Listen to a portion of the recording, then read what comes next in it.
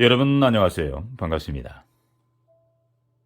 저는 천상의 소리 한성우입니다.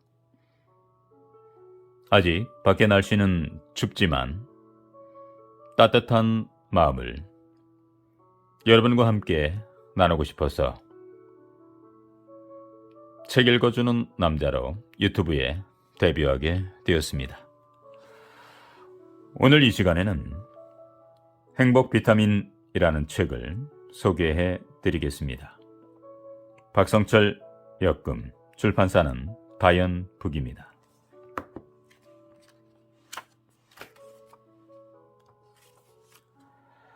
행복 비타민, 내 삶에 휴식이 되어주는 이야기. 오늘은 위대한 이름, 아버지가 되겠습니다. 여러 사람이 모인 자리였습니다. 사람들은 이런저런 이야기를 나누다가 자신의 인생에서 가장 후회되는 일을 하나씩 이야기를 말하기로 했습니다. 물론 헛된 시간을 보낸 것이지요. 내 인생에서 가장 후회되는 것은 학창시절에 좀 더 열심히 공부하지 않은 것일 것입니다. 사람들은 자신의 인생에서 가장 후회되는 일을 하나씩 말했습니다.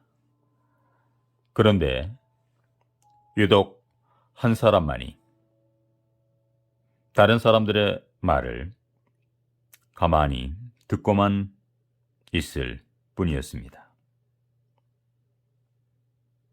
사람들은 그 사람의 이야기가 듣고 싶어져서 인생에서 가장 후회되는 점을 물었습니다.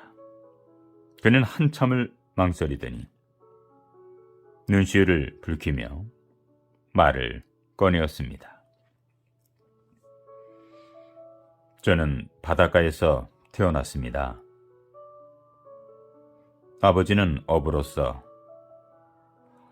가족을 먹여 살리기 위해 항상 힘든 생활을 하셨지요. 비록 넉넉하게 살지 못하고 힘겹게 살아야 했지만 7명이나 되는 가족들은 모두 나름대로 행복했습니다. 남자는 잠시 말을 멈추고는 지난날의 생각에 잠기는 듯 했습니다. 아버지는 거친 바다에서 일하시는 분치고는 무척이나 자상한 분이셨습니다. 비바람이 불고 폭풍우가 쳐서 바다로 나가지 못하는 날에는 고기를 실어 나르는 낡은 트럭에다 나를 태워 학교 앞에 내려주곤 하셨지요. 사실 저는 그것이 무척이나 부끄러웠습니다. 그런데도 아버지는 그 사실을 모르시는지 꼭 낡은 트럭을 학교의 정문 앞에 세웠습니다.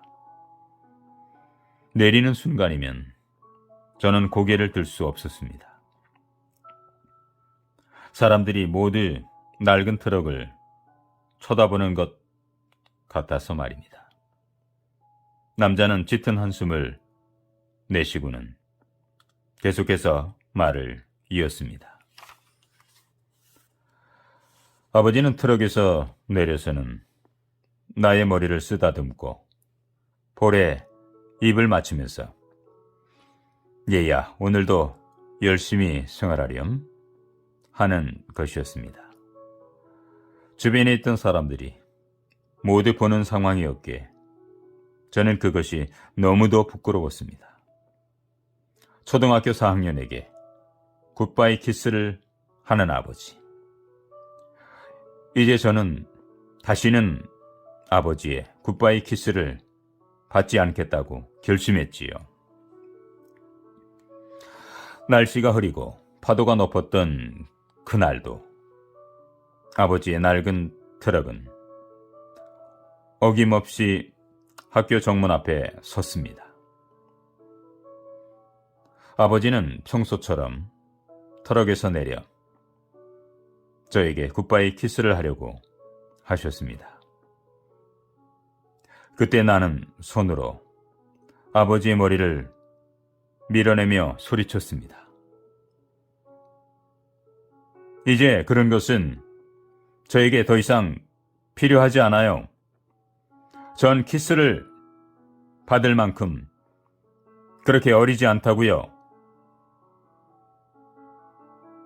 아버지의 얼굴이 갑자기 일그러지셨습니다. 그렇게 한참을 나를 물끄러미 쳐다보시던 아버지의 눈에서 눈물방울이 고이기 시작했습니다. 저는 그날 아버지가 눈물 흘리시는 모습을 처음 보았습니다.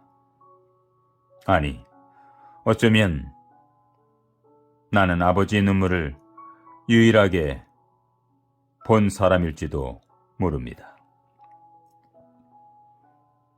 남자의 눈도 어느새 촉촉이 젖어가기 시작했습니다.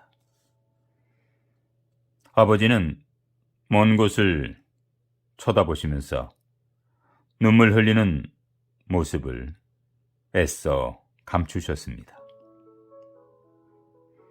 그러더니 이렇게 말씀하시더군요. 그래, 넌 이제 더 이상 굿바이 키스가 필요하지 않을 만큼 커버렸구나. 그리고 아버지는 바다로 일을 나가셨고 며칠 뒤 영영 돌아오시지 않으셨습니다. 내 인생에서 가장 후회되는 일은 아버지의 마지막 굿바이 키스를 받지 못했다는 것입니다. 지금 저는 아버지가 해주시던 그 굿바이 키스가 너무도 그립습니다. 책을 펴고 글자 한자 한자 짚어가면서 내게 글을 가르쳐 주시던 그분은 이제는 돋보기 안경이 없으면 글을 읽으실 수도 없습니다. 버스에 자리가 생길 때면 자신은 버스 손잡이를 잡고 나를 앉히고는 뭐가 그리 좋은지 허허 웃으시던 그분이 이제는 고등학생으로부터 자리를 양보받고는 멋쩍은 듯 머리를 긁으십니다. 나를 번쩍 들어 당신의 어깨에 앉히고는 이리저리 돌아다니시던 그분은